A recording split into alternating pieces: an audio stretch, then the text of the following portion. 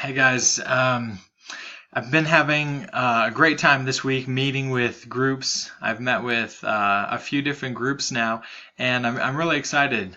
I think that this is going to be an excellent group of programs targeting some things that I haven't seen quite as much. I see a lot of physical health stuff, obesity and physical activity and that type of thing, which is great. That's my area, so I love that. But it's fun to see some of these other things.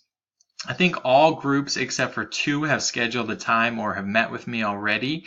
Those last two groups, please get on and schedule as soon as possible.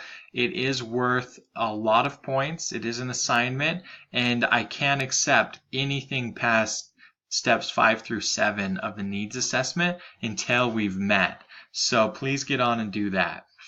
What I wanted to do today is I wanted to just create this screencast looking at the actual template for the needs assessment, go through steps 5 through 7.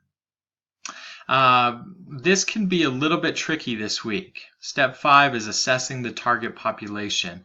And right off the bat, we've just got a lot of information to kind of help you understand what we're looking for. Some review stuff from the textbooks and the readings. And then we get down to the actual questions that you're supposed to be answering. What's difficult about this is that when I'm looking for this information, I'm doing primary data collection. I'm going out and I'm surveying, I'm doing focus groups, one-on-one interviews to try and get to know the people and what's actually going on within the community. We obviously are not allowed to do that. We can't. We got groups in Los Angeles and Arizona and all sorts of different places.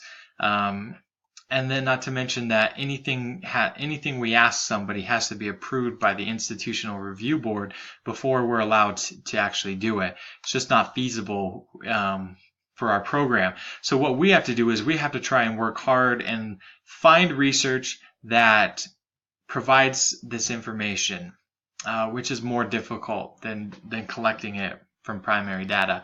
What I found to be the most helpful is to look for health communication research or things that are using specific theories to base their programs, right? So like the health belief model, I don't think we've covered these yet. We will.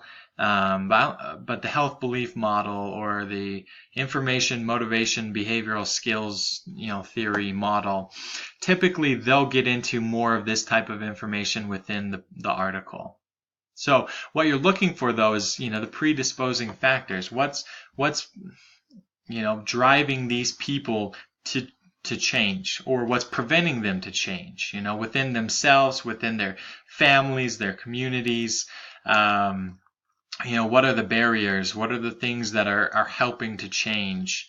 What's reinforcing behavior when they are changing? And so these are the more personal kind of issues that we get better when we're talking to people.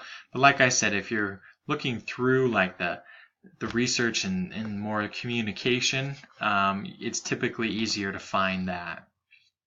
Step 6, we're looking at the setting, the actual location where you're going to run your program. You want to know what's being offered there. What are they already doing for your population? Do they already have programs teaching homeless the sexual health information? Do they have mental health programs already going on in the schools? You want to know what's going on, because we don't want to provide a new program that's already being offered. If we're not offering something new, how do we expect it to change anything? So try and find out what's going on within your actual setting or location. Then the second part of this is find out what's happening for your health problem outside of your location. So what else is being offered? And this can be helpful in designing your program. You don't have to create something original. You just have to offer your population something that they don't already have. And so finding quality programs can help you know what to do. Healthy People 2020 is actually a great resource. They have evidence-based programs there where they actually grade it. They'll tell you how effective a program has been, and then you can, pull those programs up and find out more about them. So that's a great resource. And then the last one is really just validating the need. So you're talking about, can you run an effective program to change the problem? Now, it's not something, if you look at question 3, it says, can it be resolved in a reasonable amount of time? It's not something, you're not going to change the obesity problem in, 3 months, in a 3-month program, right? You can help people reduce their risk, lose some weight, increase their physical activity, but you're not going to solve the entire problem in 3 months, right? So that's not what we're looking for. But can we have an effect? And we'll talk about goals and objectives in the future and how one is short-term within the program and how one is long-term, after, years of people going through programs like this, and as we're changing the culture, can a program be effective that way? But that's kind of what we're looking for here. You don't have to say, yes, in 3 months we are going to completely change so that there's no homeless teenagers becoming pregnant. That's not what we're looking for. But can we have an effect? Okay, so that's kind of steps 5 through 7. It's a different challenge, I guess, this time. This time the challenge is really trying to identify this information in secondary data sources when it's easier than primary. Like I said, target that kind of health communication, theory-based research that talks about more of the barriers and the facilitators, and you'll be able to find that information a little bit easier that way.